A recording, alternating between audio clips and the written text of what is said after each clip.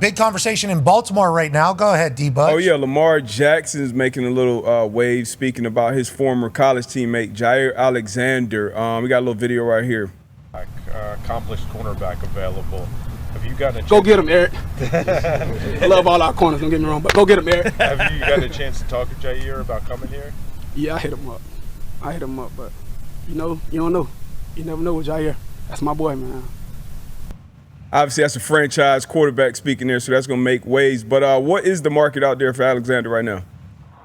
Well, I think the thing is that he's got interest from other teams. Like Carolina is interested in Jaire Alexander, and there are other teams that are offering him, I think, more money than Baltimore can. But that relationship right there cannot be underestimated. I think they were college roommates together, Lamar and Jaire, and we're talking about Lamar speaking to Jaire, but it's gone both ways. Jaire's also reached out to Lamar, and I think that there's a mutual interest on both sides in somehow having this happen. Now, if they can get it together, great. If not, then they can't, but definitely the Ravens are in the conversation, and I think wherever he goes, the chances are it's going to be a one-year deal.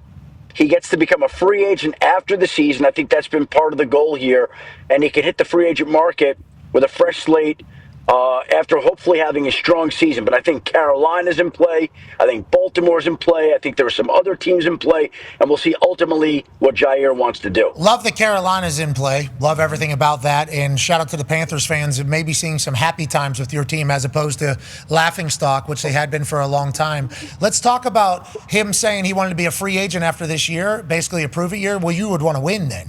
You would want to win.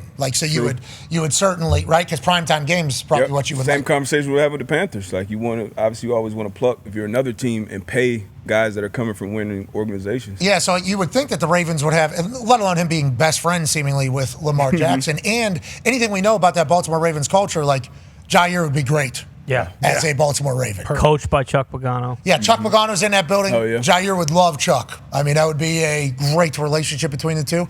But why not, hey, come to Indianapolis. I'm here, hey. Come to Indianapolis, Jaire. Good piece. The only thing with Jaire is health. If he stays healthy and he plays how he's always played in the league, he will be one of the highest paid corners in the league, I think. Former captain of the Green Bay Packers, Jaire Alexander, has signed with the Baltimore Ravens. Wow. That was quick. Damn.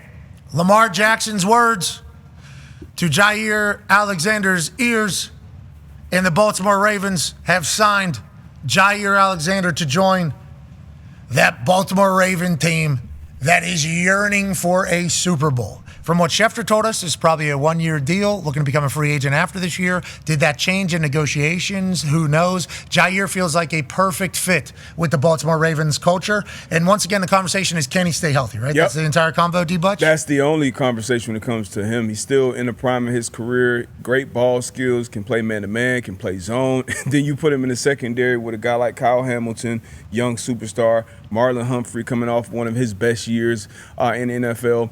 Nate Wiggins, young corner they got out there with a lot of talent as well, man. Some great pass rushers up front. Chuck P back in the building. This is a great signing for the Baltimore Ravens. Love that Lamar came out, spoke publicly about his guy. I'm sure he already knew kind of the wheels were in motion. Him being in the building, getting it done. While Shefty could have told us. Shefty had to know he was in the building. Mm-hmm. But this is great news for Jaire and the Ravens. Yeah, Eric DeCosta getting the deal done. Let's go to AJ Hawk, who said in the group text, he'd be a great fit. Why do you think that? Just because of personality, style of play? What are your thoughts?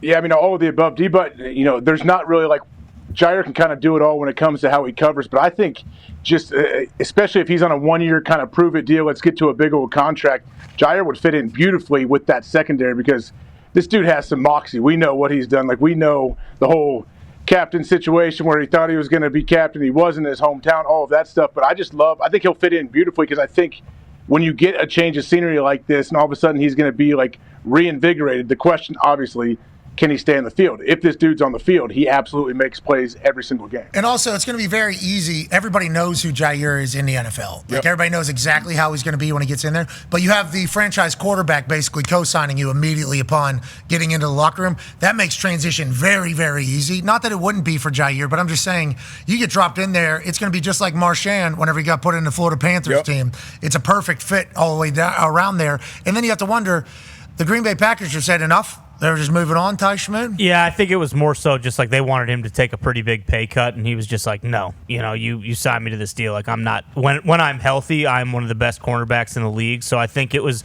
always trending towards this. But for him too, like, this is by far the most talented secondary he's ever played in. For the longest time when he was in Green Bay, he was kind of the glue that was holding everything together, and it was, kind of just like a bunch of dudes and then Jaire.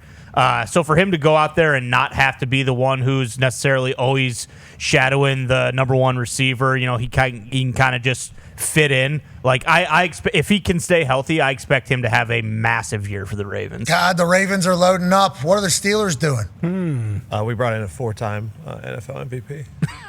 Well, I mean, the underachiever. Yeah. That conversation's awesome right now. No, the Ravens, the second. 4-time NFL MVP. Underachiever, dude. Yeah. Mm-hmm. I mean, look, I get it. What's this guy done? Well, we're talking about the Eagles. You know what that is? That's ring culture, and ring culture is bullshit. Okay, all right. Well, that whole thing, I think it has to matter a little bit. I think there's such an interesting, like underachieve. Okay, I guess he didn't win enough rings.